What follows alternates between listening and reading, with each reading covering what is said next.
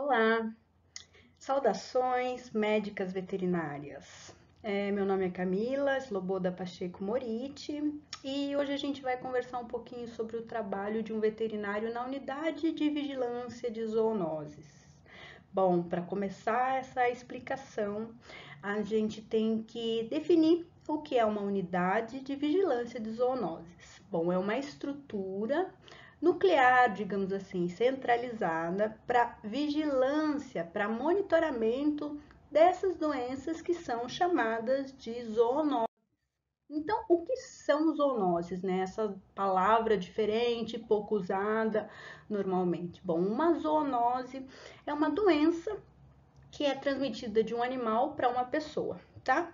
Por que se envolvem aí os animais? Lembra nessa palavra que é feita de ZOO? Lembra que tudo que tem a ver com animal tem a ver com zoo, zoologia, zoológico, zoonose. Então, para lembrar, são as doenças caracterizadas pela transmissão dos animais para as pessoas. Esse monitoramento, essa vigilância acontece num local infraestrutural e então é relativo à saúde dos humanos, né? Então é um departamento da Secretaria de Saúde Municipal. Eu sou médica veterinária contratada pela Prefeitura Municipal de Embu-Guaçu. Embu-Guaçu, uma região próximo da capital São Paulo, bem pertinho, uma cidade satélite na região metropolitana, também conhecida como região periférica. E lá existem muitos animais e é por isso que foi instalado a unidade de vigilância de zoonoses, para monitorar doenças como a raiva, a leptospirose, a leishmaniose, a histoplasmose, a criptococose e aí para frente a gente vai falar sobre essas doenças específicas. A toxoplasmose também e a esporotricose e a leishmaniose. Bom, quando essas doenças elas acometem a população de animais a partir da população humana, essas doenças são chamadas de antropozoonoses, sempre relacionando a definição ao significado da palavra, separando a palavra, né, entre um sufixo, que é a parte de trás da palavra, no caso, ose, que sempre quer dizer doença, tá? Zoo sempre quer dizer animal e antropo, como em antropologia, relativo aos humanos, quando os humanos passam doenças para os animais, essas doenças são chamadas de antropozoonose. Bom, a gente falou que é um ramo da medicina veterinária que trabalha a saúde pública, mas isso desde quando que foi definido? Mais ou menos lá pela metade do século XX, em 1951, definiu-se que os esforços dos médicos veterinários iam ser dedicados às pessoas para que a gente diminuísse a influência das doenças dos animais. Então, a gente ia aumentar a promoção do bem-estar, a gente ia estar mais saudável e, portanto, aumentar a eficácia humana controlando as doenças da população animal, e isso veio se chamar saúde pública veterinária. Então, lá em 1951, se definiu que a saúde pública veterinária compreendia todos os esforços da comunidade que são influenciados pela ciência das medicinas para aplicar a prevenção de doenças nos animais e então proteger a vida humana. Por que dizer ciências das medicinas? Bom, porque existe a medicina humana, existe a medicina veterinária e são dois ramos muito parecidos em termos de seu conteúdo. A medicina humana trabalha com a racionalidade humana, já que existe uma transmissão de comunicação, vamos dizer, uma transmissão de ideias. Quando o paciente chega ao médico e diz: eu estou com esse sintoma, e o médico diz: logo você precisa desse tratamento para chegarmos à sua cura. E no caso da medicina veterinária, nós trabalhamos a irracionalidade animal, quando não há comunicação. Os cachorros, os gatos, as vacas, os cavalos, eles não chegam se queixando ao médico veterinário. O veterinário procura os sinais e os sintomas. E a junção dessa medicina veterinária com a medicina humana é uma espécie de medicina única, sim, quando todos os conhecimentos médicos são agregados. Bom, isso dentro da medicina veterinária já existe que a transmissão de ciências dentro de um ramo dos conhecimentos. Por exemplo, a biologia interfere bastante na ciência médica veterinária. A farmacologia, a doença das, a ciência das doenças, a patologia. E desde quando a ciência médica veterinária é uma ciência da saúde? Desde que ela deixou de ser agrária, porque antigamente a medicina veterinária ela era relativa aos esforços dos médicos para a criação dos animais, para o tratamento dos vegetais, para a nutrição de grandes criações, a exploração da terra. Entende? Então, era uma ciência agrária. Veio conquistando espaço, veio conquistando terreno e aí assumiu uma grande parte da saúde. Hoje em dia, a gente trabalha com odontologia veterinária, com equiterapia, nós trabalhamos com análises clínicas, enfermagem, biologia inserida, o ambiente, a biomedicina, terapias em geral, também a nutrição. Existem fisioterapeutas veterinários, engenheiros que trabalham em engenharia genética com os conhecimentos da medicina veterinária. Então, nós somos parte da ciência da saúde. E no caso da atuação do veterinário em saúde pública veterinária, ele pode ser responsável pela realização de tratamento, prescrição, exame, orientação da população, pesquisa científica, né? Ele pode ser responsável pela produção de imunobiológicos, das vacinas, tá? Então, sempre pensando que esse profissional tem como objetivo a defesa da saúde humana, da população humana através dos esforços focados nos animais, protegendo a saúde humana através da promoção da saúde animal. Essa atuação é que se diz do veterinário atuante em saúde pública.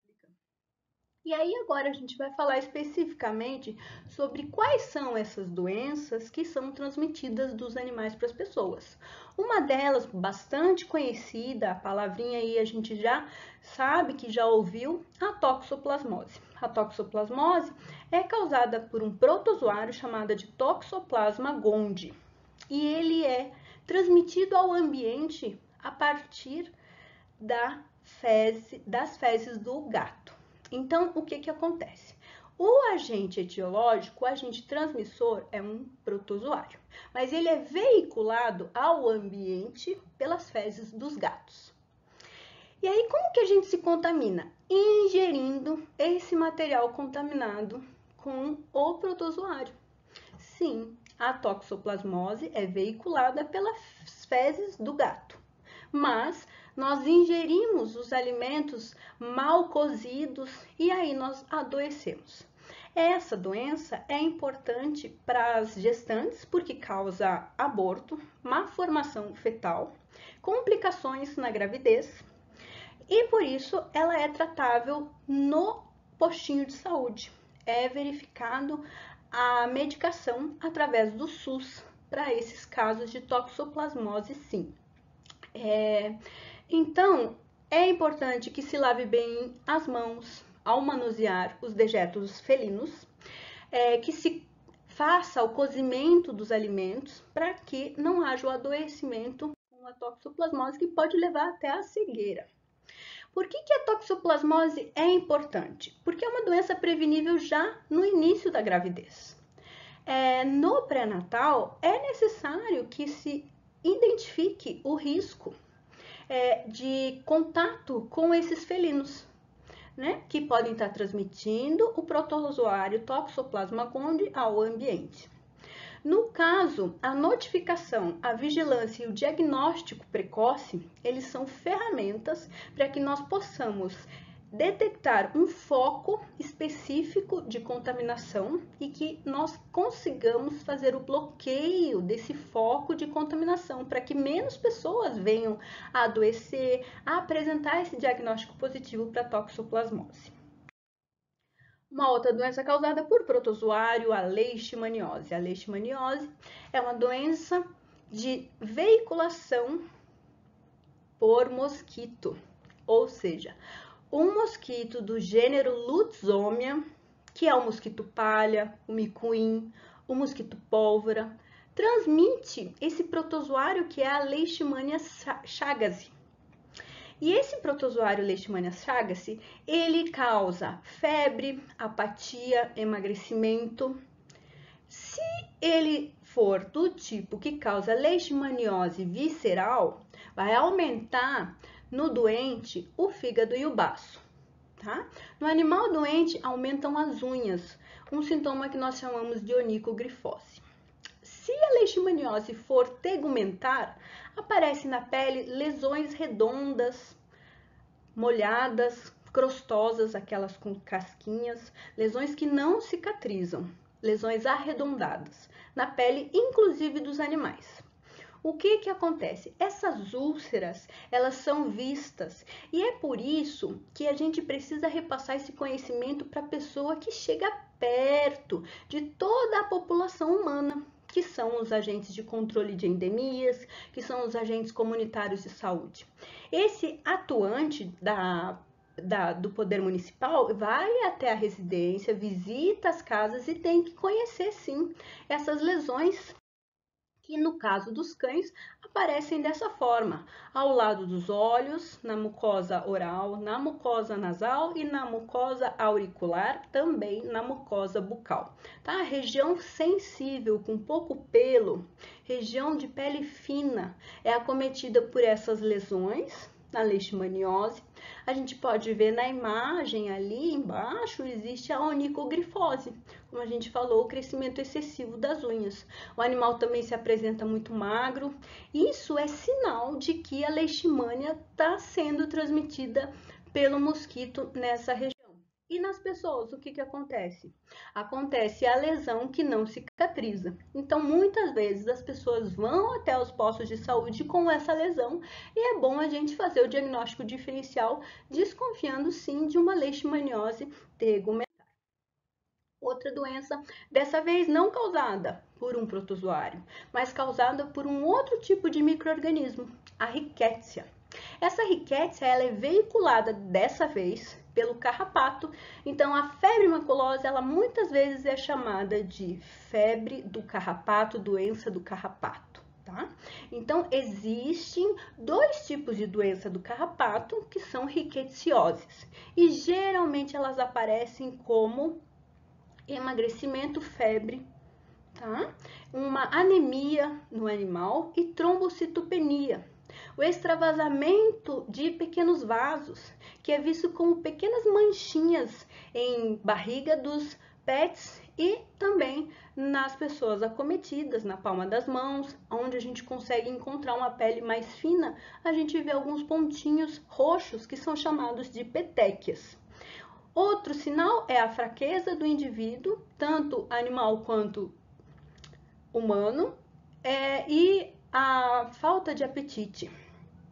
Pode ser também uma contaminação por febre maculosa. Sempre lembrando que o agente etiológico é uma riquete. E aí, vamos deixar essas outras doenças que a gente já falou, lembrando a leishmaniose, a toxoplasmose e a febre maculosa. E agora vamos falar sobre a doença esporotricose, que é uma doença fúngica causada pelo fungo Sporotrix schenck. Esse fungo Sporotrix schenck, ele é veiculado pelo organismo felino, ou seja, ele está nos gatos. Mas aonde que os gatos encontram esses fungos? Na natureza em geral. Então, gramado, região florestal, caule de árvore, plantinhas, pode estar ali assim escondendo os esporos do Sporotrix schenck. Esse gato se contamina, começa a manifestar lesões em mucosa oral, mucosa ocular, mucosa auricular, assim a pontinha da orelha, e o focinho também, na mucosa nasal. Essa lesão aparece elevada, arredondada e é sinal de colonização fúngica, é a micose do gato. Essa esporotricose também tem tratamento oferecido pelo SUS, então pode ser transmitida também pelos arranhões e mordidas, mas principalmente pelo contato. A pessoa manipula a lesão do gato porque acredita que é uma coisa sem importância e vai ver depois se encontra com lesões semelhantes na pele. Então, a esporotricose determina certas lesões que não cicatrizam nos gatos e isso é sinal de estabelecimento e colonização micótica no animal e logo aparecerá em quem teve contato com esse gato. Então, é bom saber que ao ter essas lesões, existe a suspeita de ser esporotricose, que é uma zoonose, assim como a histoplasmose e a criptococose, que são duas doenças transmitidas pelas aves e são doenças fúngicas também. O fungo Histoplasma capsulatum causa a histoplasmose e o Cryptococcus neoformans causa a criptococose.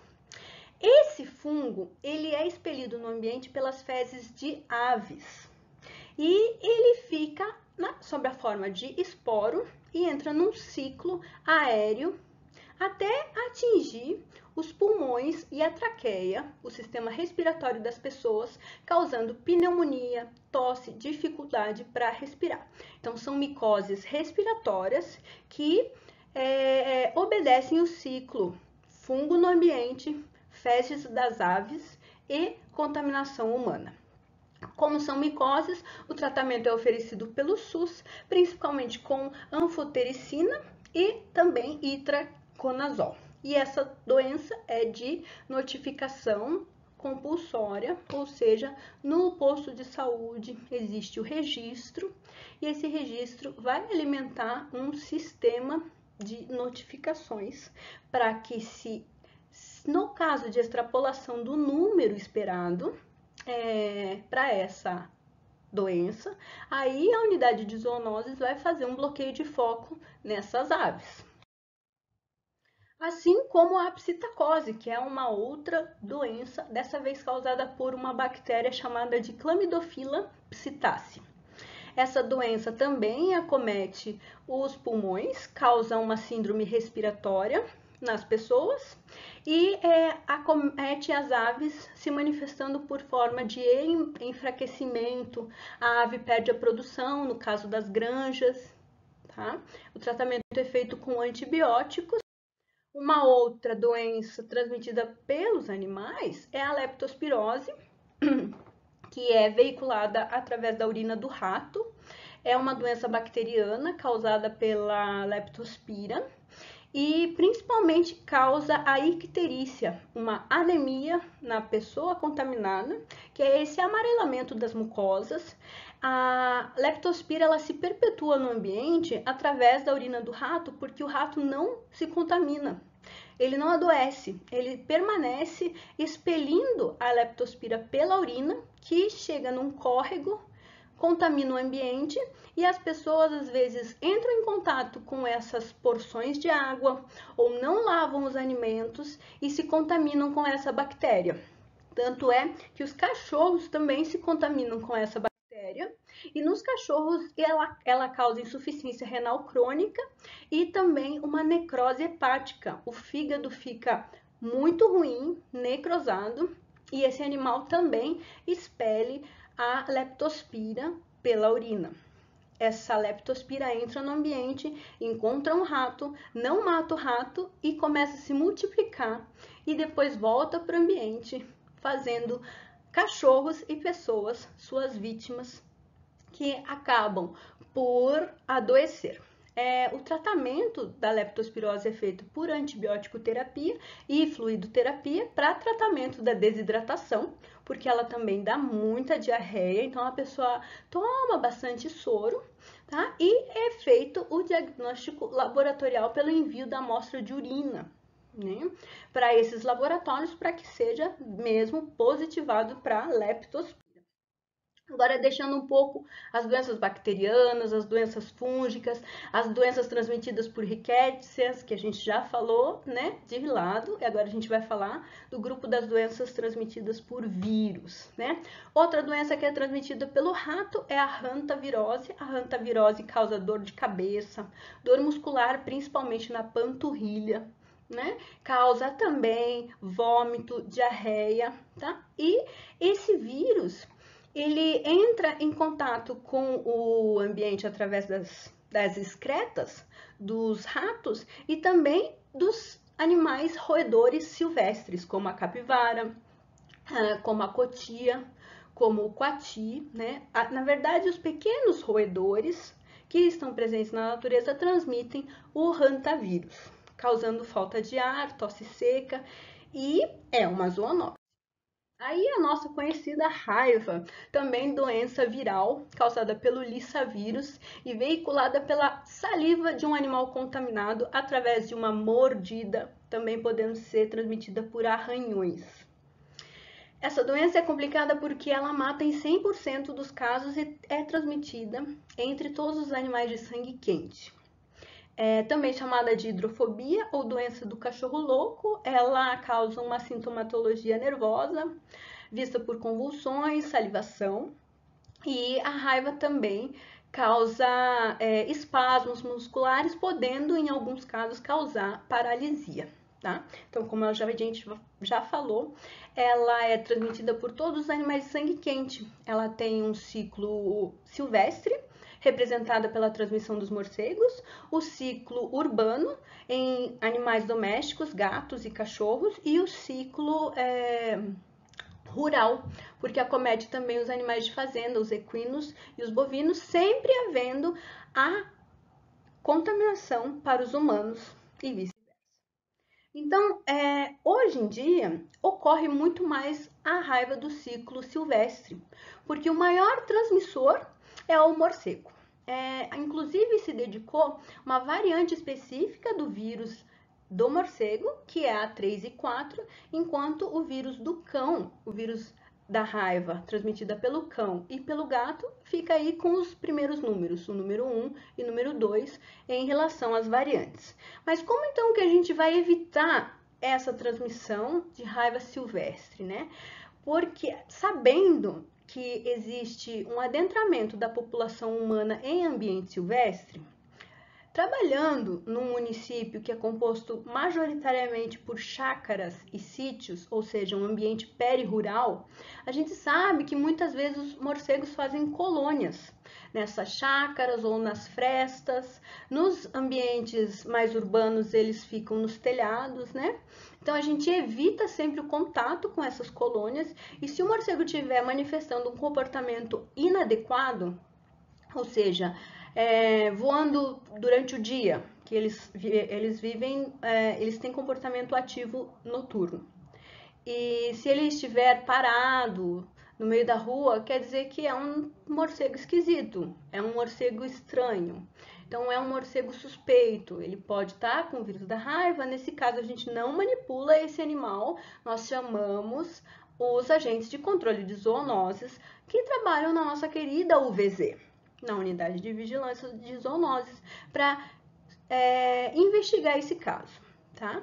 Então, normalmente, a gente faz essa orientação para a população, não entrar em contato direto com os morcegos, e no caso de haver colônias nas residências e perto de estabelecimentos comerciais, estabelecimentos privados, estabelecimentos públicos, a gente realmente orienta para o controle de praga, né? Agir, no caso, para vir retirar essa colônia.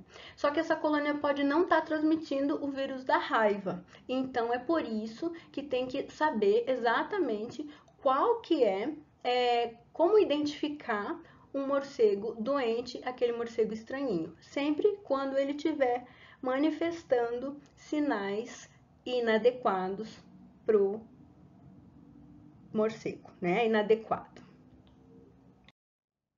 Para evitar a raiva, então, sempre saber que existe um risco da transmissão. No caso de trabalhadores da saúde que mexam com animais, é importante que eles estejam vacinados contra a raiva. E se houver risco de transmissão por um acidente, é bom que haja o tratamento com o soro hiperimune com anticorpos antirrábicos.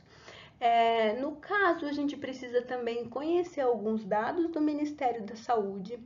Hoje em dia se determina que pelo ano todo acontecem 10 casos de raiva canina apenas no país.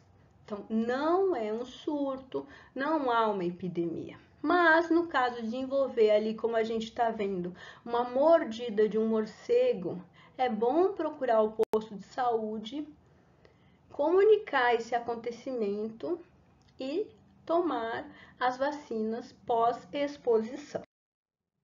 Para evitar esse tipo de sintomatologia, nós podemos ver aqui um paciente convulsivo, com um comportamento inadequado, salivação. E nos cães, a manifestação da agressividade. E nos morcegos, que transmitem de uma maneira um pouco mais silenciosa esse vírus rábico, a mordedura nestes animais grandes, que são as vacas, causando a raiva paralítica. Esses animais acabam por morrer paralisados.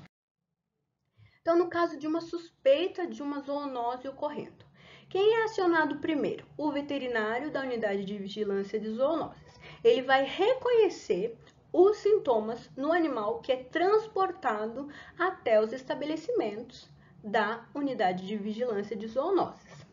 Vai reconhecer por exame clínico, vai coletar a amostra, que é parcela de saliva, parcela de sistema nervoso central, sangue, vai enviar para o laboratório de referência, que no caso do estado de São Paulo é o Instituto Adolf Lutz, vai observar o animal que permanece na unidade de vigilância de zoonoses ou retorna sob observação, e esse animal fica em observação por 10 dias. O que acontece? Nesses 10 dias, existe a notificação desse caso à vigilância epidemiológica, que é outro setor da Secretaria Municipal de Saúde, responsável pelo tratamento dos dados, das ocorrências e das suspeitas. Esse registro, ele segue com uma requisição de exame laboratorial. E depois do tratamento, nós recebemos o diagnóstico. Se for positivo, esse animal tem o tratamento por sacrifício, ou se tiver cura, ele é encaminhado para o tratamento, ou se não tiver dono, nós procedemos com o protocolo especial na unidade de vigilância de zoonoses. Ou se esse caso é negativo, nós liberamos o animal, ele retorna para o local de onde ele veio, sem nenhum tipo de suspeita, e nós estamos aliviados. Esse é o fluxograma de trabalho e geralmente acontece assim, separado por três etapas, digamos assim. O animal chega na unidade, ele é examinado, é feita a coleta laboratorial e após o diagnóstico ele é destinado. E esse fluxograma, ele obedece, no caso da raiva, ao PNPR, que é o Programa Nacional de Profilaxia contra a Raiva. Esse programa, ele já é tradicional e ele é composto por 4 instituições principais. A população, sempre colaborando de forma a prevenir o alastramento dessa zoonose, né?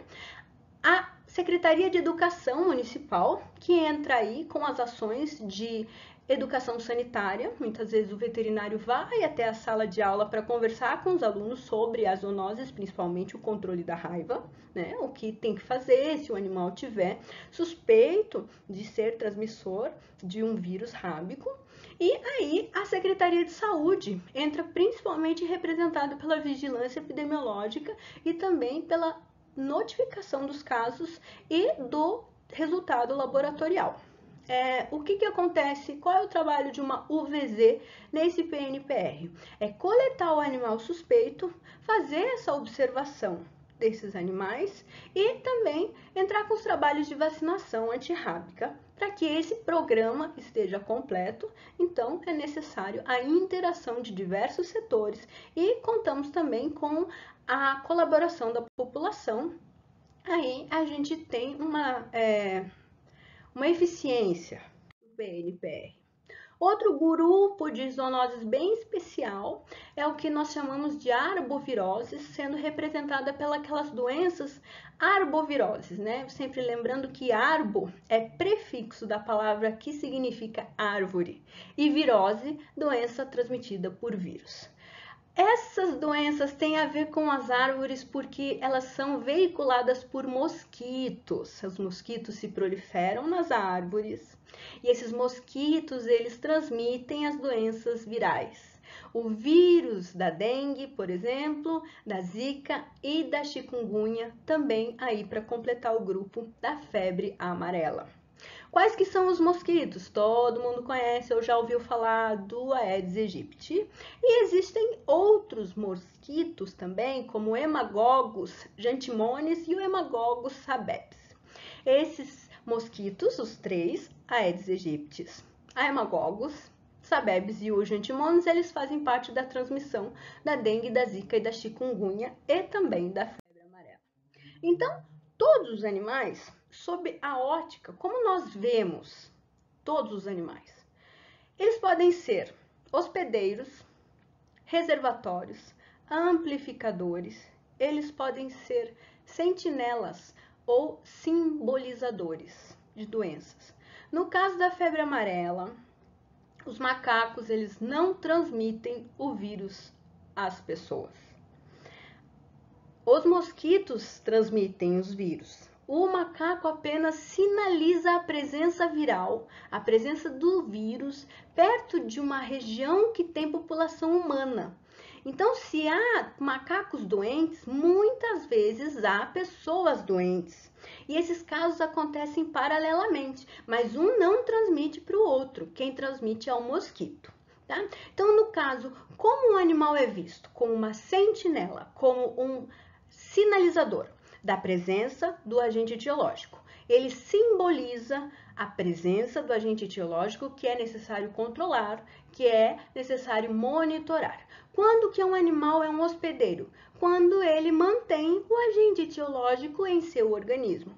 Quando que ele é um amplificador de uma zoonose? Quando ele propicia a proliferação, quando o agente etiológico, o causador da doença, se multiplica nesse animal. Aí ele é um amplificador. Quando que ele é um vetor? Quando ele veicula, quando ele carrega em si no organismo esses causadores de doença para outros organismos, né? Então aí ele é um vetor, ele é um carregador, né? Assim são classificados todos os animais sob a ótica da saúde pública.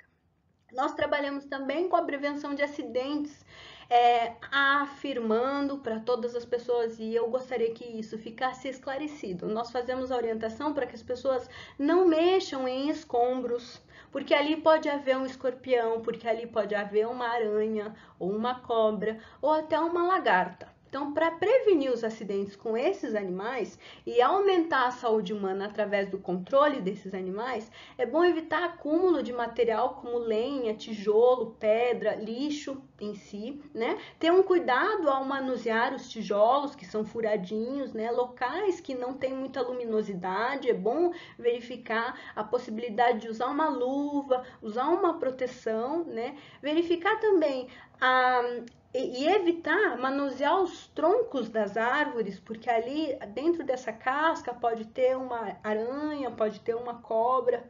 Material de construção também sempre tem que proteger o corpo no momento de manipular esses materiais. E aí sacudir roupa na hora de vestir, principalmente aquela que fica lá no canto do armário, que não é muito utilizada. Sempre dar uma batidinha para ver se não tem uma aranha, para ver se não tem um escorpião. É importante evitar principalmente esses acidentes, né? Esse contato com um animal venenoso. E também roupa de cama, sempre dar uma olhadinha, verificar como é que tá a condição desse lençol, porque pode ter ali uma lagarta, né? Como a gente vê na foto, que se chama de lonômia, para evitar o contato com esses animais que são peçonhentos. Esses acidentes, quando acontecem envolvendo escorpiões, eles são chamados de escorpionismo. Quando eles envolvem o contato com cobras, eles são chamados de ofidismo. E quando acontece o contato com aranha, aranhineísmo. Aranhineísmo, e no caso das lagartas, erucismo, tá bem? Então a gente sempre evita o contato com esses animais para evitar esses acidentes. Aí fazendo uma diferenciação rapidinha, né? Quanto ao que é um animal peçonhento e o que é um animal venenoso. Bom, o animal venenoso, ele costuma inocular ativamente por picadas ou por mordida esse veneno. Então, o sistema de ataque desse animal é a inoculação venenosa. Tá? Já o animal peçonhento é que ele possui no seu organismo toxina peçonhenta. Então, ele tem peçonha na pele, como é o caso das lagartas. Então, o contato com essa pele da lagarta determina uma ação da toxina e essa ação geralmente é prejudicial para as pessoas. A gente pode ver queimaduras. Esse atendimento médico ele é proporcionado pelo Sistema Único de Saúde. Então, sempre que a pessoa tiver esse acidente ocorrente, vai até o posto de saúde, faz uma notificação de acidente com animal peçonhento ou com animal venenoso, e essa Secretaria de Saúde é que trata esses dados, essas ocorrências, e caso esteja acontecendo um extrapolamento dos casos, a Secretaria do Meio Ambiente é acionada e aí vai fazer o monitoramento dessa região onde aconteceu esse excesso de casos. Por exemplo, às vezes tem um foco onde está acontecendo muita picada de escorpião, então vamos controlar esses escorpiões. Isso é trabalho conjunto da Secretaria do Meio Ambiente junto com a Unidade de Vigilância de Zoonoses. Por que essa unidade de vigilância de zoonoses é importante de ser instaurada? Porque 65% de todas as doenças são transmitidas por animais. A gente sabe que todos os anos 5 doenças são descobertas. Descobertas essas doenças a gente vai ver e 3 delas são transmitidas por animais. 75% de todas as doenças humanas têm origem em animais. Origem. E 80% de todos os agentes causadores de doença são zoonóticos. Então, devido a esse número elevado, essa porcentagem de ocorrência, é necessário sempre acontecer o monitoramento da população dos animais no meio ambiente para que não aconteça o adoecimento das pessoas. No mundo, 2,5 bilhões de casos de zoonoses acontecem por ano, causando 2,7 milhões de mortes. É muita coisa mesmo, né? O município onde eu trabalho tem 69 mil pessoas apenas. Então, vamos imaginar, né? 2,7 milhões de pessoas morrendo ao ano por zoonoses. E para regulamentar toda essa questão, existe na federação, dentro da Constituição, uma lei ambiental, sim, que determina o controle das populações humanas, o controle da população animal. Esse controle da população animal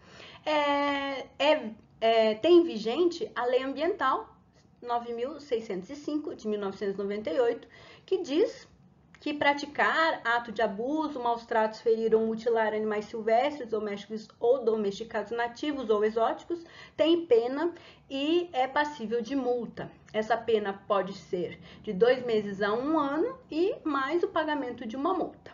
Já o Ministério da Saúde, através da Portaria 1138, define o que é uma unidade de vigilância de zoonoses e qual é o trabalho executado nesse estabelecimento, e a Portaria 758 de 2014 descreve a unidade em termos de infraestrutura. Então, diz lá que tem que ter uma sala para aplicação de vacina, uma sala para observação dos animais, né?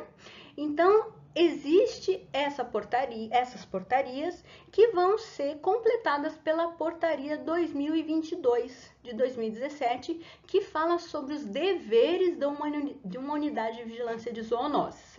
Você vai encontrar essa documentação legal e vigente, né, através da pesquisa desses números na Constituição.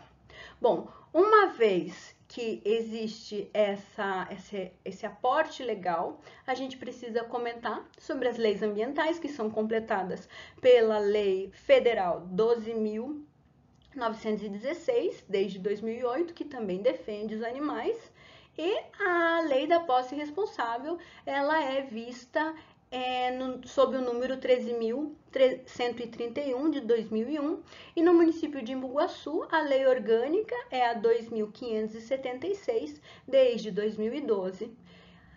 Atualmente, um decreto presidencial de número 10.000, desculpem, o decreto é 10.455 desde o ano passado, e ele segrega essa atuação legal para com o controle de fauna e a proteção dos animais à Secretaria de Meio Ambiente, ou seja, fica a critério da Secretaria Federal do Meio Ambiente, o Ministério do Meio Ambiente, fazer a proteção e a preservação da fauna do Brasil. Falando um pouco sobre história, né? O que acontece? Com todas essas zoonoses, antigamente, também acometendo a população humana, os homens, as mulheres, as crianças, os velhos começaram a temer os animais. E esses animais eram representados como monstros. Eles eram representados como bestas de 7 cabeças, monstros desconhecidos, criaturas sombrias, né? Existia muito disso dentro do imaginário humano, que os animais eram ruins, né? Traziam doenças, atacavam, eles eram bestas, às vezes um castigo humano, faz parte de contos e fábulas essa questão da besta atacando o homem. Então, essa era a mentalidade da antiga idade, da idade antiga, um período chamado de medievo, que foi do século X até o século XVI. As criaturas eram das trevas até que elas foram para a luz. E após o período que se chamou de Iluminismo, no século XVIII e XIX, quando a ciência começou a tomar partido da mentalidade no geral de uma sociedade humana, da cultura, das cidades, dos humanos, no caso, a ciência iluminou esses animais que começaram a ser vistos mesmo como animais que poderiam ser membros das famílias, que poderiam ser acolhidos dentro de uma sociedade, né? Então houve aí uma desmistificação científica, esse animal deixou de ser um monstro e começou a fazer parte de uma criação humana um pouco mais pacífica, né? Digamos assim, essa relação se amenizou. O que a gente vê hoje em dia são cães e gatos nas ruas, né, de todas as cidades brasileiras, né, umas mais e outras menos. No caso, devido à transmissão especificamente do vírus rábico, aconteceu no século XX um retorno às origens, digamos assim. Esses animais continuaram a ser vistos dentro das cidades como pragas, como seres ruins, sujos, que transmitiam doenças, causavam mortes, causavam convulsões, causavam medo por sua agressão, né? Então houve de volta, nesse início da Idade Moderna, da Idade Moderna não, mas depois do século XX, digamos assim, houve uma dominância do homem, principalmente em perímetro urbano. porque as cidades eram locais onde muitas pessoas entravam em relações e dinâmicas que precisavam estar no ambiente. E ali elas compartilhavam o espaço com os animais. Então elas deveriam dominar os animais. Então por isso a gente vê nas imagens pessoas temendo os animais e esses animais então causaram uma inquietude para que a cidade fosse vista como uma cidade desenvolvida, uma cidade organizada, deveria haver método de controle desses animais. A gente vê sempre essa representação em figuras que os animais compartilhando espaço com as pessoas, muitas vezes isso não harmonizava, né? Era sempre a ideia do todo igual, então a população humana deveria controlar um animal para ele estar ou não estar presente naquele espaço. Então, essa política de dominância do homem para com o animal, ela se iniciou no século XX e determinou, sim, uma criação de higiene, essa ideia do higienismo, do controle sanitário. Então, uma cidade sã era uma cidade com menos animais. E por isso foram articulados serviços públicos. Essas fotos, elas são da metade do século XX, então há muito tempo atrás, quando esse serviço público começou a ser feito, trabalhado com animais. Essa representação chama muito do que a gente conhece pela carrocinha, que nada mais era do que um veículo que carregava os cachorros de rua para fazer essa higiene da cidade. Então a gente vê foto de 1960 das pessoas desesperadas porque tinham que laçar os animais. O animal tinha que sair da rua, porque o animal era visto como uma criatura suja, né? Era um animal que transmitia vírus rábico.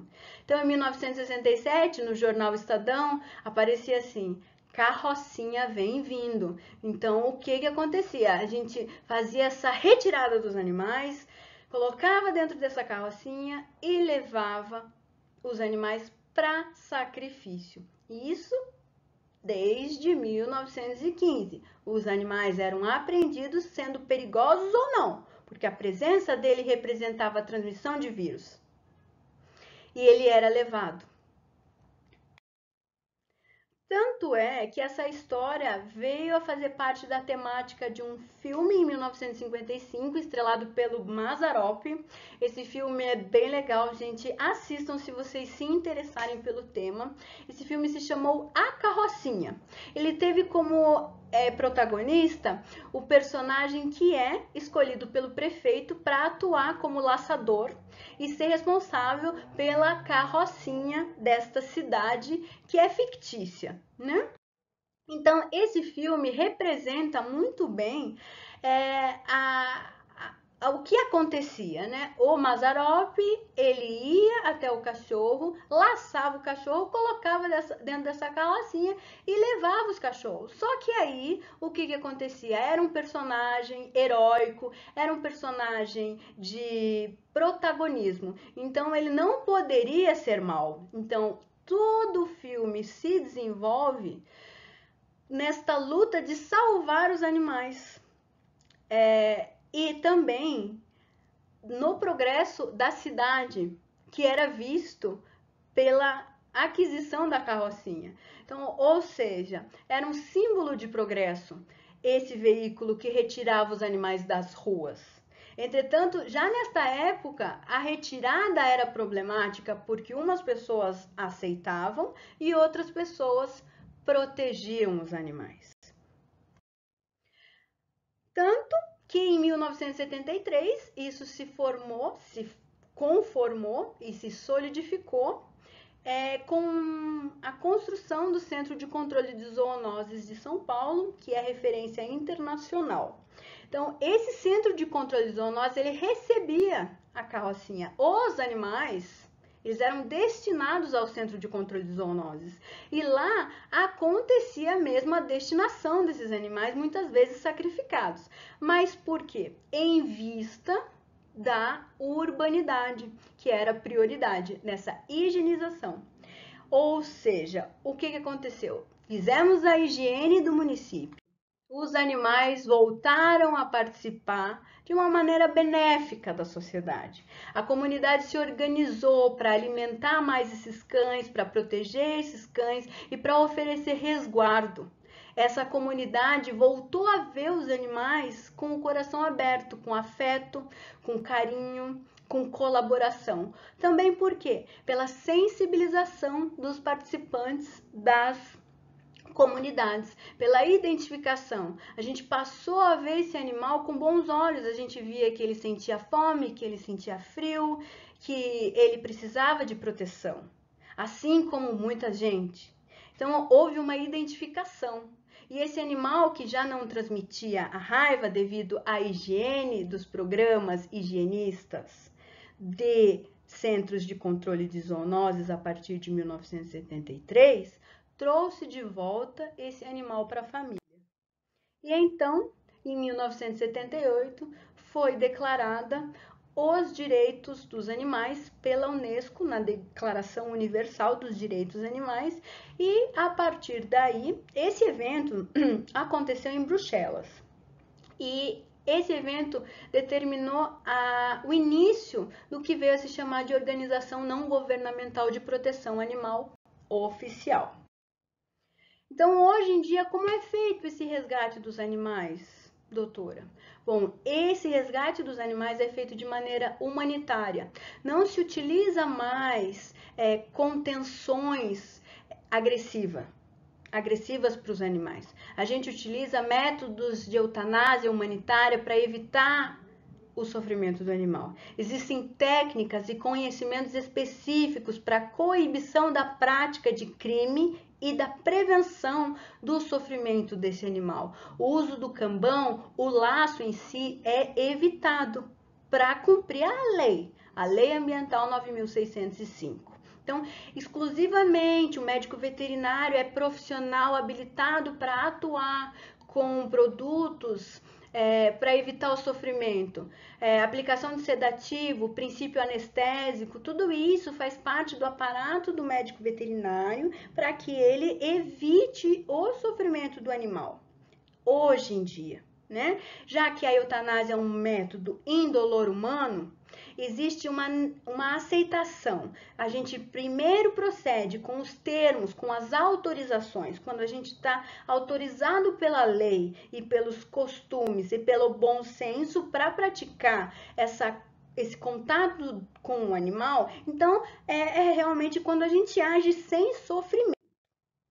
Mas ainda no Oriente, especificamente na China, existem métodos de controle dos animais de rua, que é visto nessa imagem, com bastões compridos, que os agentes de controle de zoonose ficam longe dos animais e acabam por evitar a vida desse animal, né? Acaba por espancar esse animal.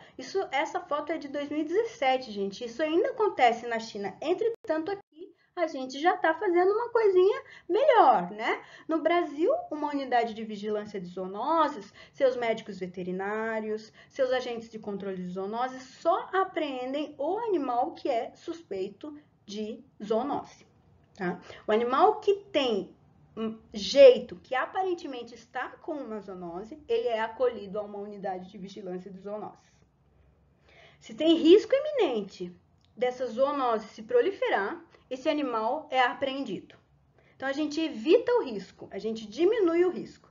Essa assistência veterinária se dá de que forma? Bom, o animal vivo está na unidade de vigilância de zoonose, ele recebe exame clínico para descartar a possibilidade de zoonose, ele recebe vacina, se houver possibilidade, ele recebe vermífugo e ele é diagnosticado.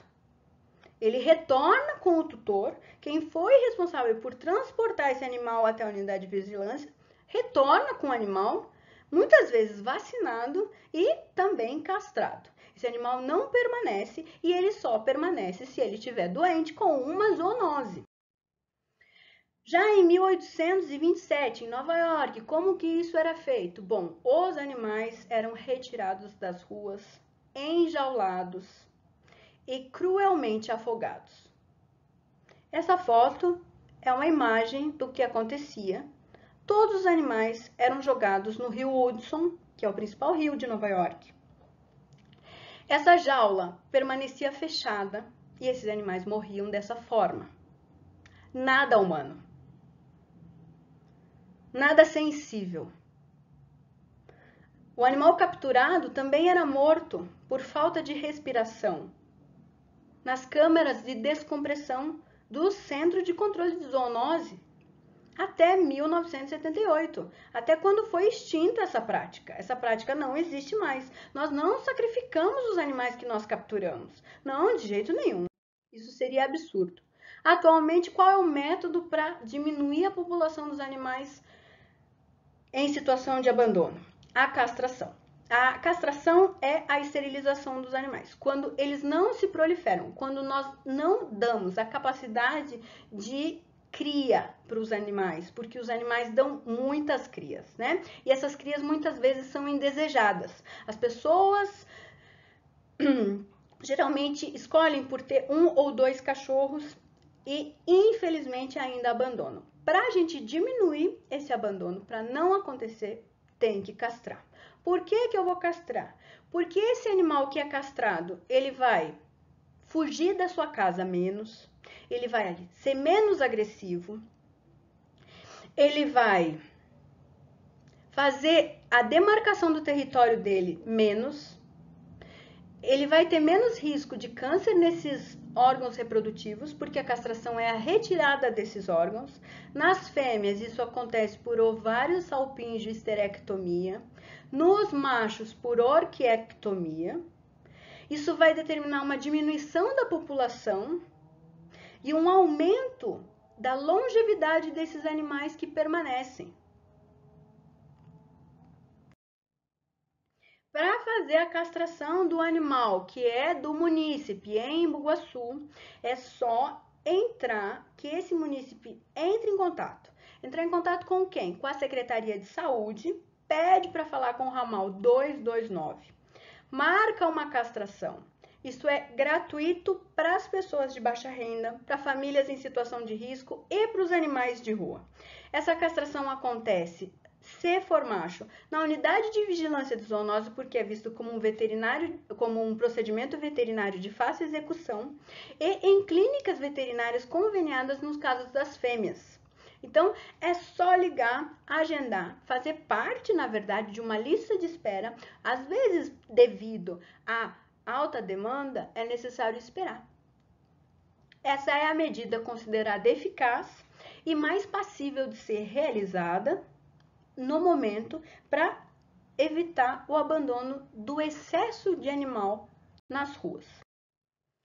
Mas no caso do animal ser agressivo, doutora, tem um animal que está mordendo as pessoas na rua. Bom, esse caso é tratado da seguinte forma. O comportamento agressivo é uma manifestação de um mau comportamento de um animal. Esse comportamento é visto como algo não relativo à transmissão de patógenos para a população do município. Então, não é relativo à Secretaria de Saúde fazer o adestramento do cão. O animal não precisa ser retirado do ambiente. Deve haver uma série de metodologias aplicadas para as pessoas se defenderem desse animal. Mas, se ele estiver suspeito de desenvolver os vírus rábicos, aí ele é suspeito de zoonoses. Aí ele entra como um caso passível de ser resolvido na UVZ.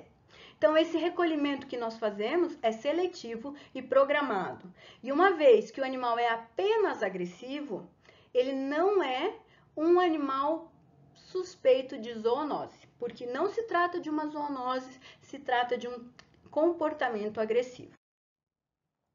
Os cães violentos, no caso de envolvimento da Secretaria de Saúde, da Unidade de Vigilância de Zoonoses, a mordida é o foco principal, porque mordida é uma lesão na pele. Essa mordida, como uma lesão, ela é uma questão de saúde.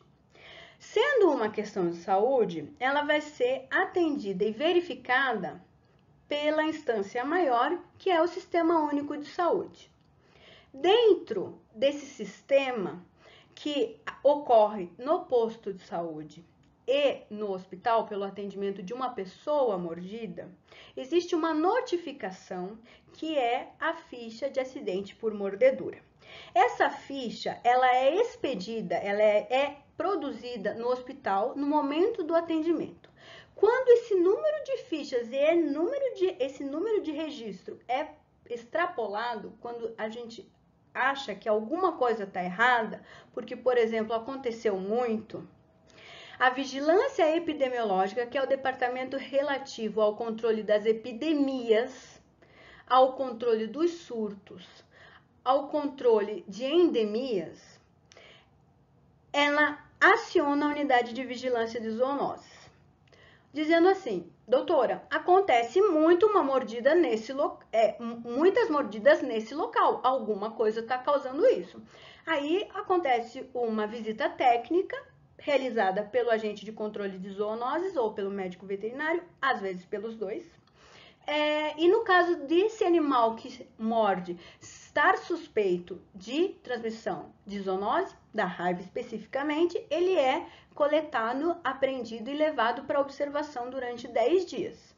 Então, é esse sistema que parte primeiro de uma lesão por mordedura, sendo o número dessa ocorrência extrapolado. Aí sim esse sistema é acionado. Não parte de uma mordida numa rua, a gente ir atrás do cachorro. Parte sim da suspeita de zoonose. Por quê? Esse sistema ele funciona através do trabalho de vários agentes, vários atuantes, de vários níveis da sociedade e de várias esferas de ação. Então, é uma missão integrada, quando muitas pessoas trabalham ao mesmo tempo. Então, existem pessoas que controlam o meio ambiente que precisam reportar incidências, as pessoas que trabalham com os animais, que precisam se comunicar com as pessoas que trabalham na saúde humana. Então, a promoção, a prevenção e a preservação da saúde pública, ela é vista através do trabalho de diversas instituições, como a vigilância epidemiológica, a unidade de vigilância de zoonoses e também a educação sanitária, né? Para que esses maus tratos, para que essas patologias sejam diminuídas a fim de aumentar a saúde pública. Então, nesse caso, a Secretaria do Meio Ambiente trabalha. Nesse caso, o médico veterinário na unidade de vigilância de zoonose trabalha.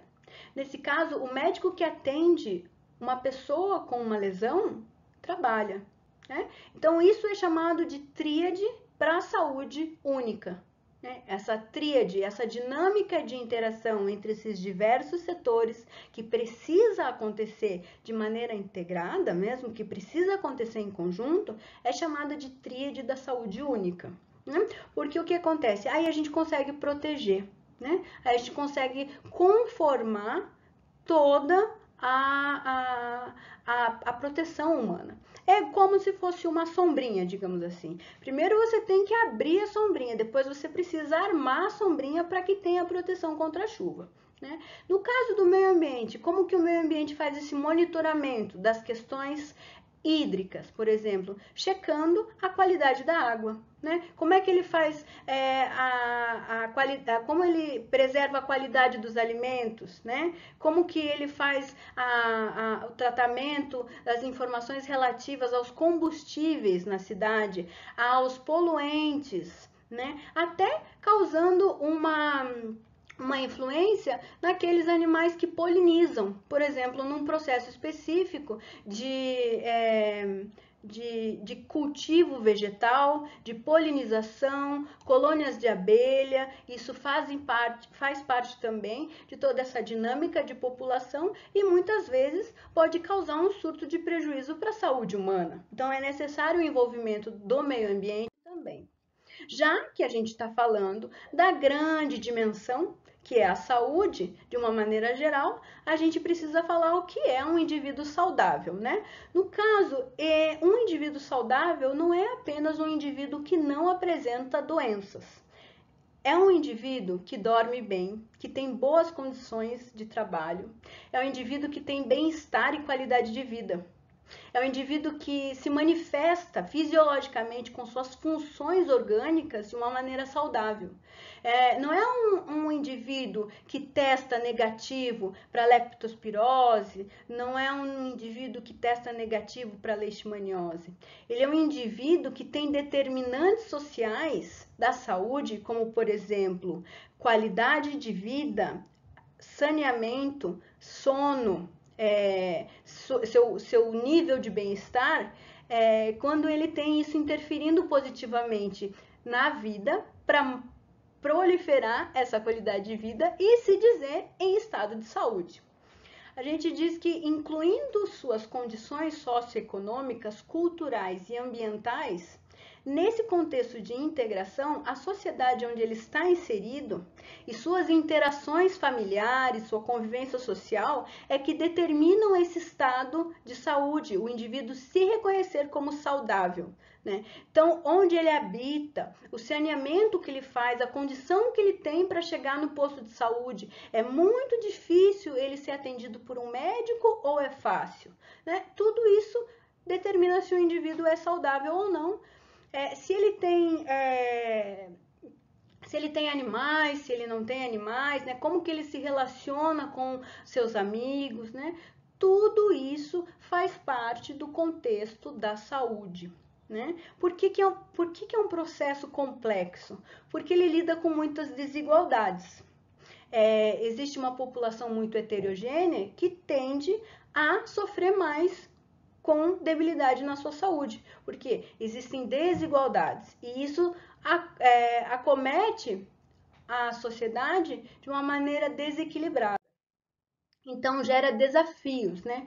Quais que são os desafios? São os transtornos, né? O que é que essa condição socioeconômica causa e o que esse transtorno vem a representar para a saúde pública? Quais os nossos desafios? As pressões, questões relacionadas ao convívio social, que determinam a utilização ou não da população animal, a convivência e as correlações que são feitas entre os humanos e os animais. No caso da insalubridade, uma falta de organização, a manutenção no espaço de convivência desses animais, ela entra em declínio porque acontece uma retirada da capacidade de higienização.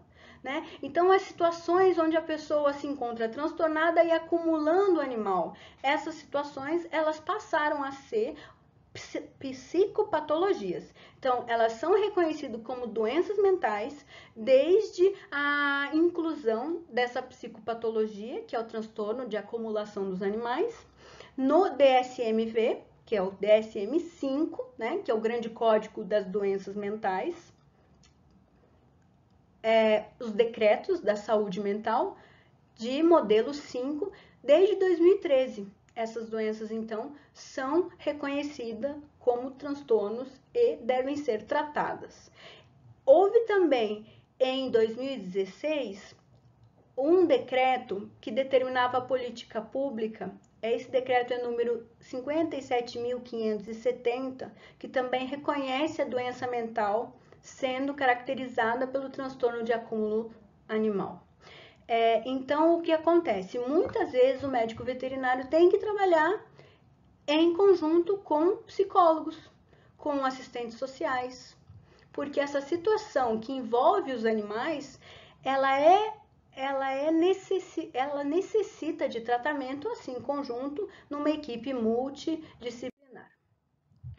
Então, o que acontece? Pessoas se enquadram nessas condições de vulnerabilidade social e geram um índice para a sociedade. Esse índice é chamado de IVS, ou Índice de Vulnerabilidade Social, e essas pessoas ou famílias inteiras estão em processo de exclusão ou marginalização da sociedade, principalmente por fatores socioeconômicos. Esse índice ele é menor cada vez que a camada social é mais inferior.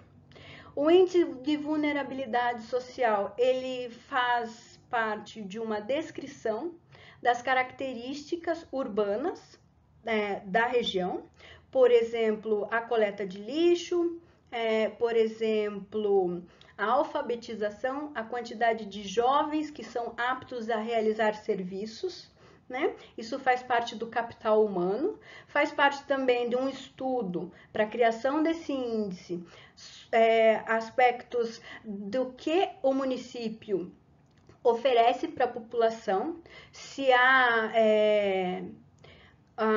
estabelecimentos públicos, se há o acesso, se há o transporte público, transporte coletivo, se há redes de integração dos profissionais que desenvolvem a reabilitação de pessoas, né? Então existe também uma quantificação das pessoas e quais os trabalhos que elas realizam através de uma definição de renda que elas recebem, né? Então existe uma correlação entre o trabalho desenvolvido, a renda capitalizada, como isso se numera, né? Em termos de vulnerabilidade social, esse índice é que nos dá a resposta.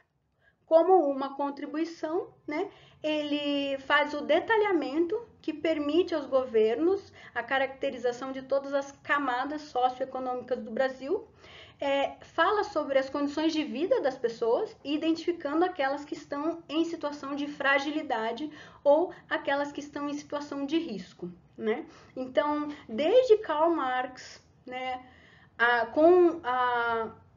o comunismo, né, com o socialismo, o povo tem essa ideia de liberdade. O que é liberdade? A pessoa ser livre de fome, não sentir falta de abrigo, não sentir sede, não sentir falta de socorro médico, né, para poder fazer as outras escolhas na sociedade, para poder atuar na comunidade, né? E fica aí o nosso número que conta a verdade, a realidade do Brasil, onde 2,6% da população está num nível de vulnerabilidade social, está num nível de fragilidade, sim.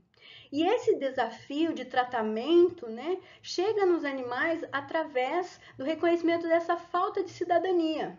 Porque o que acontece? Aonde tem um índice de vulnerabilidade social alto, quando as pessoas estão fragilizadas, é quando elas compensam essa situação agregando os animais. Muitas vezes apresentando déficit cognitivo, que leva a crenças erradas, a comportamentos inadequados. A gente vê isso nos mendigos, nos analfabetos, nos idosos abandonados pelas famílias, nessas pessoas que estão em situação de subdesenvolvimento, nessa situação de despejo, pessoas que estão sofrendo por dívidas, isolamento, pessoas que estão passando por processos judiciais, por ansiedade, por depressão, por bipolaridade. Essas pessoas, elas acabam transferindo esse problema aos animais, agregando mais animais, porque desde a antiguidade, isso é visto por essa imagem, onde aparece o Diógenes de Sinope, um filósofo grego, existe então uma necessidade de se manter com os indivíduos, sejam eles animais ou pessoas, para se proteger dentro dessa sociedade que pressiona muito devido a essa falta de cidadania, devido a essa carência. Isso muitas vezes leva à inabilidade social permanente, pessoas que não socializam mais com pessoas, que apenas têm em seus animais algum carinho, levando às vezes ao suicídio. E essa pessoa muitas vezes pratica o negacionismo às autoridades. Ela não respeita porque ela não vê a autoridade como algo benéfico. E sim, ela só consegue enxergar todo esse padrão de pressão social que representa para ela toda a falta, toda a diferença, tudo que ela não tem. Então ela começa a negar a atuação das autoridades. Porque muitas vezes essas pessoas praticam o que nós chamamos de síndrome de Noé, partindo aí de um contexto religioso histórico, onde as pessoas acumulam os animais para se dar a capacidade divina de criação. né? Então, o que acontece? As pessoas imaginam que são capazes de manter uma espécie do que não existe, mas é chamado de rebanho. Rebanho, dessa vez, de cão e de gato. E é impossível isso, porque o rebanho é apenas de bovinos, né? Às vezes um rebanho, uma criação de cabras, o animal doméstico não é possível de ser criado em situação de rebanho. Então, muitas vezes essas pessoas acumulam, dividindo o espaço entre muitos indivíduos. Essa pessoa vive com 30, com 40 animais. Às vezes ela coloca num quarto 20 gatos. E isso é a síndrome de Noé. É uma problemática da sociedade que traz prejuízo para a saúde pública, porque junto com essa comunidade muito grande, há muita interação, o que leva a um controle, um descontrole. Um controle dificultado e então um descontrole da patogenia que pode acontecer aí. Então existe muito prejuízo para a pessoa. Existe a crença que a pessoa está praticando a criação e a proteção quando ela está apenas trazendo para si um problema, como forma de compensar uma necessidade de bem-estar mental, que isso ela acredita conseguir com o acúmulo dos animais. Então, muitas vezes a gente se depara com essa situação que a pessoa se declara um protetor, mas na realidade ele é um acumulador. E como que a gente vai diferenciar essas duas definições? Como que a gente vai dizer, ó, essa pessoa é uma protetora, essa pessoa é uma acumuladora? A gente vai se fazer a gente vai se fazer perguntas para respondê-las. Perguntas como? É importante saber que a quantidade de animal deve ser normal. Você não pode pensar, não acho que essa pessoa criando 50 animais é normal. Tem que pensar na normalidade. O que você acha normal? A pessoa criar 10 animais ou a pessoa criar 50 animais? Tem condição ali de higiene? O estado de saúde é aparente de sofrimento ou ele existe? Essa pessoa está sofrendo? Esse local é adequado? Ou ela transformou uma casa num abrigo de animais? Existe a possibilidade de desapego? A pessoa consegue doar seus animais facilmente? Ela se desapega, ela se desfaz das suas coisas? Porque muitas vezes a pessoa é acumulador de material, de objetos, mas infelizmente muitas vezes ela é acumulador dos animais. Existe uma noção para oficializar. Se a pessoa diz que quer ter um abrigo, ela vai atrás da legislação, ela consegue um manual de boas práticas desse abrigo, ela consegue ter uma fiscalização positiva, ela consegue oficializar, ela consegue um cadastro de pessoa jurídica, né? Ela consegue se institucionalizar como um abrigo? Muitas vezes não.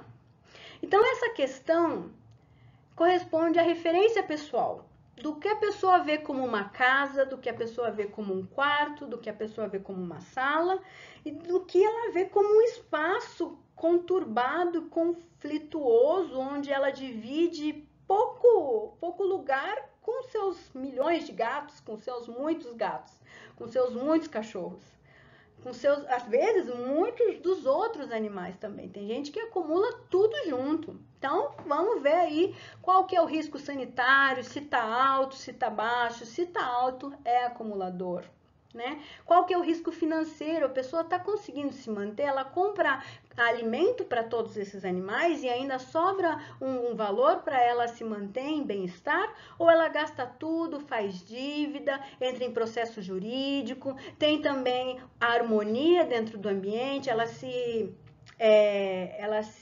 relaciona bem com os vizinhos? Muitas vezes não. Então, é uma bomba, porque existem muitos fatores que levam aos prejuízos. Por isso que é necessário a criação de políticas públicas. Por isso que é necessário a gente verificar o nível de desenvolvimento humano. Por isso que é necessário a gente avaliar o índice de vulnerabilidade social. O teu gestor público tem política pública para vigilar esse índice de vulnerabilidade social? ele quer diminuir as pessoas que estão em vulnerabilidade social. Importante saber se o fator de risco vem aumentando no local onde você trabalha, se o humano ele é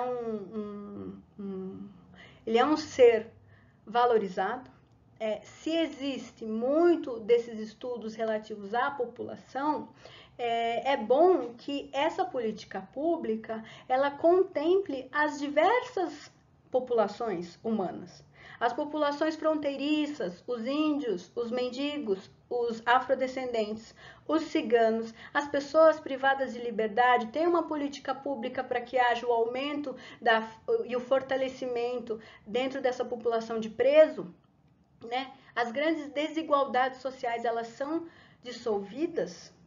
As pessoas que são usuários de drogas, que são marginais, que são mendigos, que fazem parte da comunidade LGBTQIA+, as pessoas imigrantes, os favelados, os idosos que são abandonados pelas famílias, os indivíduos que estão sob o estigma social de portar doenças infecciosas. Essas pessoas todas, elas são contempladas com políticas públicas que garantam a diminuição de sua vulnerabilidade social. É importante a gente saber quando a gente trabalha na instância pública, né? Não para a gente saber classificar, mas para a gente não privilegiar só a classe média e a classe dos ricos e fazendeiros, né?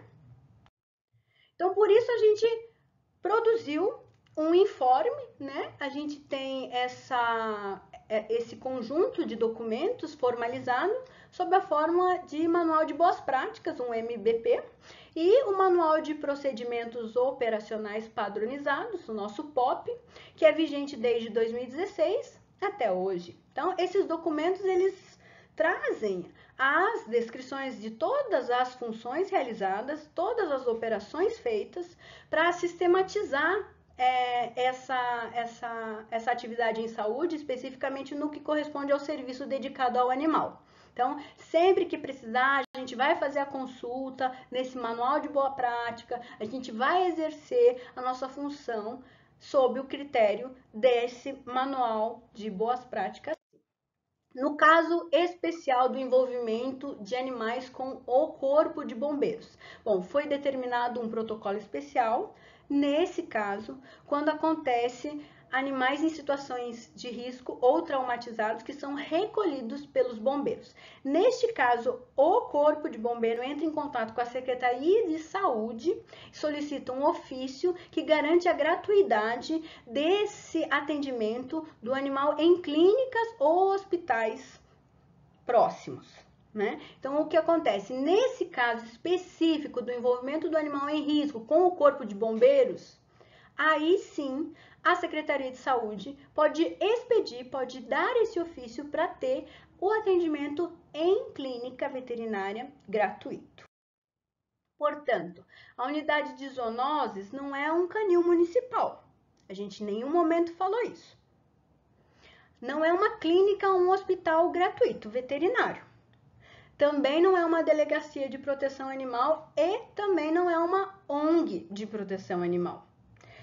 A unidade de vigilância de zoonoses é um local que você vai procurar quando a tua saúde estiver em risco e esse risco estiver relacionado ao seu animal, tá? Então, essa definição é bem importante, eu acho que ela descreve muito bem o que nós fazemos lá. Se o animal oferecer risco para a pessoa, ele é atendido. E esse risco é a transmissão das doenças. Tá? A gente não tem indicação para fazer procedimento terapêutico. Também não faz a manutenção e bem-estar de saúde do indivíduo animal. A gente não fiscaliza os maus tratos. Quem faz isso é o órgão responsável pela defesa pública, ou seja, delegacia mesmo, tá? E a gente não faz salvamento e acolhimento dos animais em situação de risco. Não fazemos. Porque nós não somos clínica, nós não somos hospitais e nós não somos canil municipal. Entretanto, também existe algumas ressalvas, tá? E no caso de atropelamento, no caso de acidente de trânsito, nós também não estamos envolvidos e nós não nos envolvemos em casos de adestramento dos animais e ressocialização. O animal não se transforma na unidade de vigilância de zoonoses, adestramento é particular e também nós não resolvemos denúncias ou reclamações. Às vezes um vizinho briga com o outro devido aos latidos dos animais. Então nós recebemos uma ligação, entretanto nós não desenvolvemos nenhuma atividade a não ser orientação. A gente explica muito bem o que uma unidade é responsável para fazer. No caso das vacinas, que é o nosso carro-chefe, o nosso principal serviço, né? A gente age de acordo com o Ministério da Saúde, existe um cronograma especial que é divulgado anualmente através de nota técnica. Esse Ministério da Saúde, ele dá os materiais e essa distribuição é feita através do Grupo de Vigilância Epidemiológica de Osasco. Então, é destinado para Embu-Guaçu os materiais de uma campanha de vacinação, por exemplo, a vacina em si, a seringa, a agulha, no número esperado de vacinados, que faz parte dos dados do município, que é gerado através do histórico de campanhas anteriores. Né? Então, essa regional nos fornece todo o aparato material para realizar o que vem a ser uma CVA, uma campanha de vacinação antirrábica, que acontece contemplando 100% dos municípios, 100% dos bairros no município, né? Existem todos os pontos, em todos os bairros, as vacinas para serem aplicadas nos cães e nos gatos em forma de campanha, quando essa aplicação em massa acontece de maneira móvel, né, quando se desloca de um bairro para o outro, e quando acontece essa vacinação num local só, se diz que é o modo fixo de campanha ou aplicação de rotina para evitar a raiva. Essa aplicação de vacina antirrábica é gratuita pelo município na unidade de vigilância de zoonoses a partir dos 2 meses dos animais. Então, muitas vezes, quando acontece a campanha, é organizada por um médico veterinário, podendo ou não ser o responsável técnico. O que acontece, ou no caso, o que já aconteceu em 2016, foi que 8 mil animais foram vacinados, em 2017 foram vacinados 11 mil animais, em 2018 foram vacinados 6 mil animais, em 2019 cerca de 5 mil animais foram vacinados e em 2020, devido à pandemia de Covid-19, essa vacinação foi interrompida, só aconteceu no seu modo fixo, tá? Então essa aplicação acontece no local da vacina, da campanha de vacinação por um vacinador, que é um agente de controle de zoonoses, ou por um médico veterinário, podendo os dois profissionais estarem atuando também. A nossa unidade de vigilância de zoonoses fica na estrada Basílio Vieira, número 180, no bairro Sapateiro, de Embu-Guaçu. Essas visitações são permitidas, são muito bem esperadas, nós ficamos contentes de poder contribuir. Na verdade, é uma honra estar conversando, estar falando para vocês sobre esse serviço, né? Essa comunidade é magnífica em relação à sua relação com os animais, né? A nossa unidade é composta por recepção, sala de espera, consultório, ambulatório, setor administrativo, depósito, sala de vacinas, vestiário e área de descanso para os profissionais e também os boxers de manutenção e observação dos animais suspeitos de estarem contaminados. A unidade de vigilância de zoonoses funciona de segunda a sexta, das 7 às 16 horas, e todos nós esperamos a sua visita quando quiser. Estamos super receptivos e à disposição. Falando um pouco sobre as outras zoonoses que têm importância, em especial para a área de vigilância sanitária. Por quê? Os animais, eles são acometidos com algumas doenças que são repassadas para as pessoas, mas essa repassagem acontece em forma de produto animal. Quando a carne está contaminada, o valor de mercado desse produto desce e toda a economia brasileira sofre. Então, é interessante para a vigilância sanitária controlar essas zoonoses que causam um alto impacto econômico no poder de mercado, restringe esse poder de mercado. A gente não compra carne contaminada com uma cisticercose, por exemplo. Então, outras doenças como a tuberculose, a brucelose, a gripe aviária, a gripe suína, a salmonelose, o scrape, né? No caso das pessoas que comem escargot, os moluscos devem ser monitorados para controlar a esquistossomose, tá? Então, essa veiculação alimentar dessas doenças, ela determina um impacto no mercado, sim, ou aumentando a produção ou diminuindo a produção de carne. Quando essas doenças existem, a produção cai. Outros serviços que um médico veterinário, na qualidade de responsável técnico, é responsável obrigatório ele realizar, é esperado que ele realize, né? Diligência em residência, no caso de haver alguns ofícios do juizado, auditoria em estabelecimento público, às vezes nós somos solicitados para trabalhar com nebulização e controle químico, muitas vezes para reduzir a população de vetor alado, a população de roedores também. A gente faz perícia, faz vistorias ou sanitária, se for necessário, sob o recebimento de um ofício, né? A gente faz lá o controle dos moluscos para fazer a vigilância da esquistossomose. Então, o veterinário é solicitado para outros serviços também. O que eu gostaria de deixar claro, né, é que as instituições governamentais, todas as instituições, as privadas, as organizações não governamentais, eles deveriam investir, né, em face à necessidade atual desse planeta, em equipes multidisciplinares de todos os setores da área ambiental, onde a figura do médico veterinário seja indispensável, pelo seu conhecimento, pela sua prática, pela sua atuação constante em assuntos como produção animal, controle de zoonoses e saúde pública em geral, epidemiologia também e dinâmica das populações. O bem-estar animal também vem a ser um assunto bem importante nesse momento, para gerar política pública, para que haja mesmo essa rotação do motor político. Então, no futuro, o que é que vai acontecer?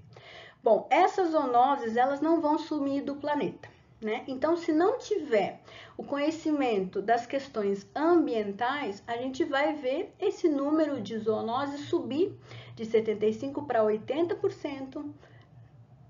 E esse 80% corresponde a todas as doenças que são causadas por animais para as pessoas. Então, mais doenças virão. Não serão doenças do cachorro e do gato, serão doenças dos mosquitos, né? Essas epidemias acontecem. Também ocorre a necessidade de se monitorar melhor os nossos ambientes silvestres, as nossas florestas, porque os animais silvestres, eles têm um descontrole maior, digamos assim. E essas enfermidades, elas serão vetoriais, portanto. Então, é necessário que haja uma interação entre a esfera ambiental e a esfera médica, né? E para que a população se desenvolva de uma maneira mais consciente, de forma a diminuir a doença vetorial. O que acontece? Um ecossistema tem que estar equilibrado.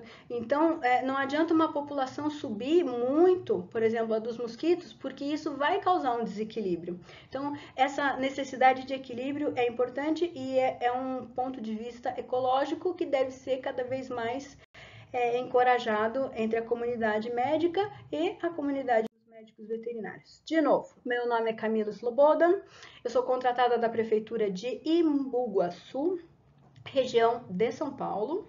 Desde 2015 eu recebo meu salário para trabalhar como responsável técnica. Essa responsabilidade técnica acontece na Unidade de Vigilância de Zoonoses às terças, às quartas e às quintas-feiras. Minha jornada é de 20 horas e o meu contrato é revisado pelo CRMV de São Paulo. O que você pode esperar de mim? O controle das zoonoses. E hoje eu posso dizer que Embu Guaçu não possui nenhum surto, nenhuma epidemia, nenhum caso fora do normal de zoonose. Tá? Então, a função é essa. Eu não me envolvo no caso de bem-estar dos animais de rua. Você não deve me procurar no caso de proteção dos animais, porque para isso existem os órgãos específicos de defesa animal, como a gente já conversou. Qualquer dúvida, fique à vontade em me procurar através do contato telefônico ou através do nosso e-mail. Muito obrigada pela atenção. Fica aqui meu grande desejo de proliferar essas informações para que mais gente saiba falar sobre zoonoses, para que mais pessoas conheçam os detalhes da nossa profissão e atuação dentro de um município e dentro de uma região, dentro de um município. Agradeço a todos e termino aqui a minha apresentação. Fiquem à vontade.